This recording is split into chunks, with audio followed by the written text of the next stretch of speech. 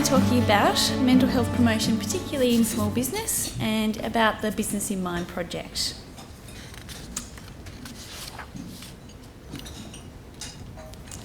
Okay, so we know that work is a key social determinant of health. So work can provide income, social networks, structure and identity, and personal growth opportunities.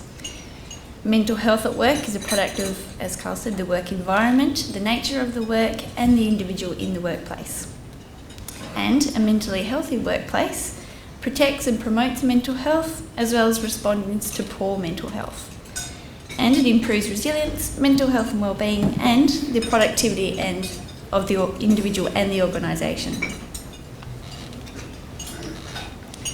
But what we also know is that poor quality work can be harmful to mental health, with a recent study actually showing that poor mental health at work can be more, or a poor job can be more detrimental than being unemployed.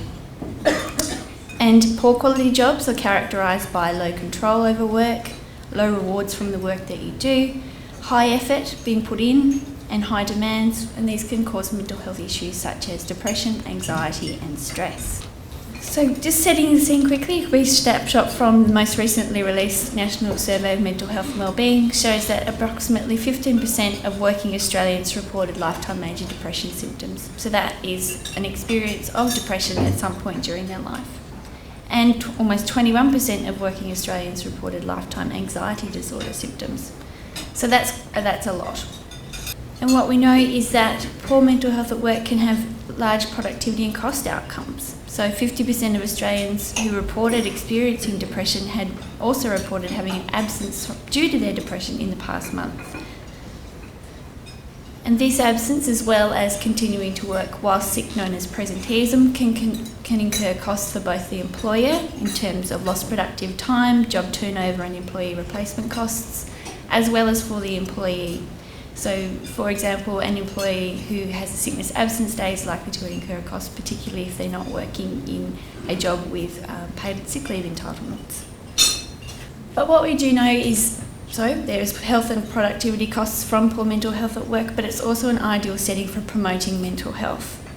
And by preventing harm, promoting health and providing support for the ability to work, we can lead to better health and productivity outcomes. And one workplace setting which may be particularly important to focus on is small to medium enterprises. And this is for a number of reasons. In particular, looking at small to medium enterprise owner-managers, they may be more susceptible to the predictors of depression or stress and anxiety, as they have experienced high workloads and they have a limited access to the resources that some larger organisations may have access to. They also may experience the negative health and economic consequences of poor mental health more acutely.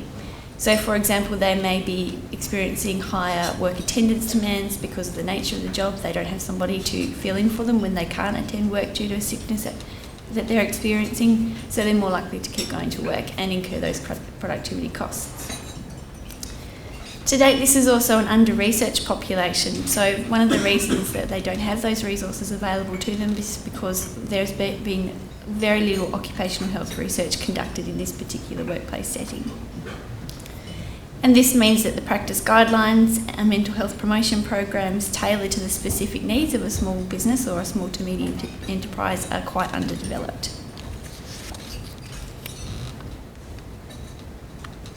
So why else would we focus on SMEs? Well, in Australia they represent 99.2% of all businesses, and this is similar worldwide, so similar statistics in both the UK and the US. They contribute substantially to continued economic growth and represent the majority of new jobs growth internationally and particularly within Australia. And as I mentioned, there are significant consequences for poor mental health within small to medium businesses. And this little graph here shows that they can be split up into individual consequences. So as I mentioned, there's sickness absence, medication side effects, costs of seeking treatment. There's business consequences, so there's lost productive time and job turnover, as well as in a business situation, diminished customer service provision and satisfaction, and ultimately the potential for business failure. And again, there's those larger global economic consequences from reduced employment and new jobs growth. So this identified need has led to the development of the Business in Mind program, which was developed by Dr. Angela Martin at the University of Tasmania School of Management. And this is a free DVD and resource kit which is designed to promote mental health amongst small to medium enterprise owner managers and their employees. So it's designed to provide business owners and managers with the skills to look after their own mental health and then recognise and help their employees as well. So the Business in Mind DVD and resource kit has also been supported by WorkCover Tasmania and Beyond Blue and is a free resource for managers who register in the program.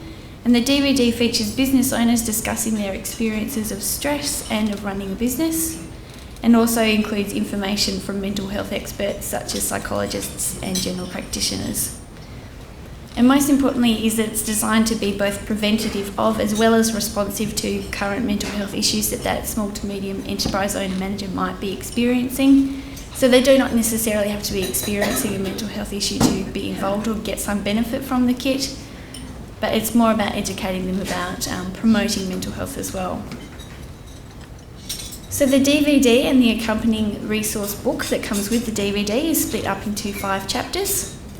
These look at managing mental health, which looks at managing and preventing common mental health issues such as depression, anxiety, substance abuse and general stress. It looks at coping with stress, particularly identifying stressors within the business that may be causing these issues, providing the owner-manager with some strategies as to how to cope with these stressors, and then implementing some changes or suggesting some changed behaviours. It looks at positive relationships with everybody that an SME and owner-manager might work with, so their employees, clients, suppliers, contractors, and importantly their family as well.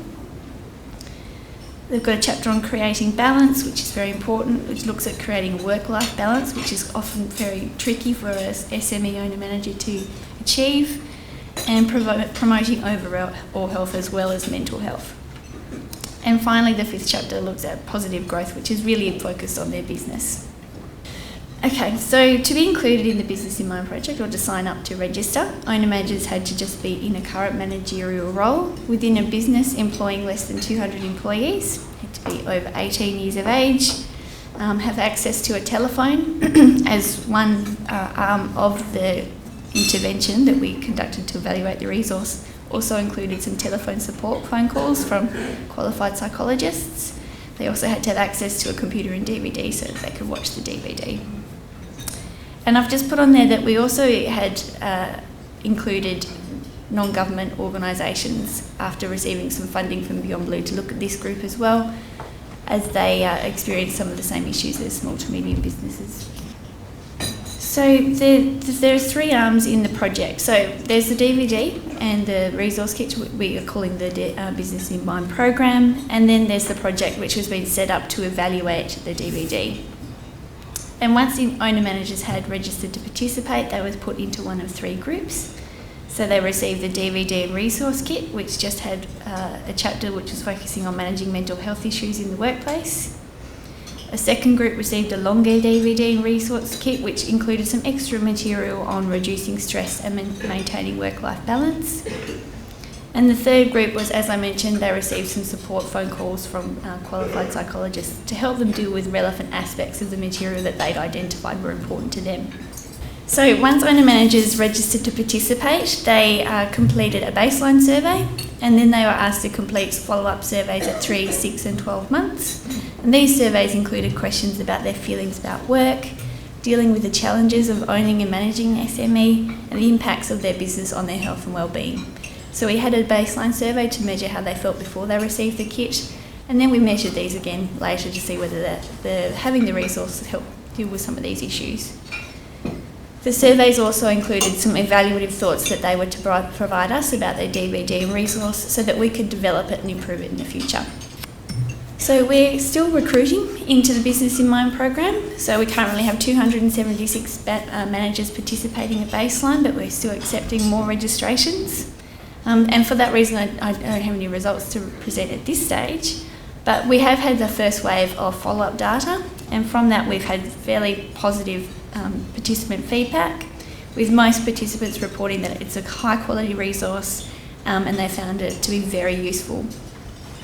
And in particular, the telephone group who received those support calls often reported active experimentation with the strategies to improve mental health within their business. So they found those calls really helpful. So the Business in Mind project we believe is very important in that it's going to provide information that will help SME owner-managers manage their own mental health and that of their employees. And it will also help improve awareness, which may reduce some resistance to workplace mental health promotion strategies within this particular sector. And as this is the first project that's been conducted within this working population, it's the first step to guide future research into this sector. And as I mentioned, so we're still accepting registrations into the Business in Mind project, very keen to accept those, and you can contact us by visiting our website, or we're contactable by email or phone. And I have plenty of flyers here today that you could take away with all our contact details on there and a little bit more information about the project as well. Okay, thank you.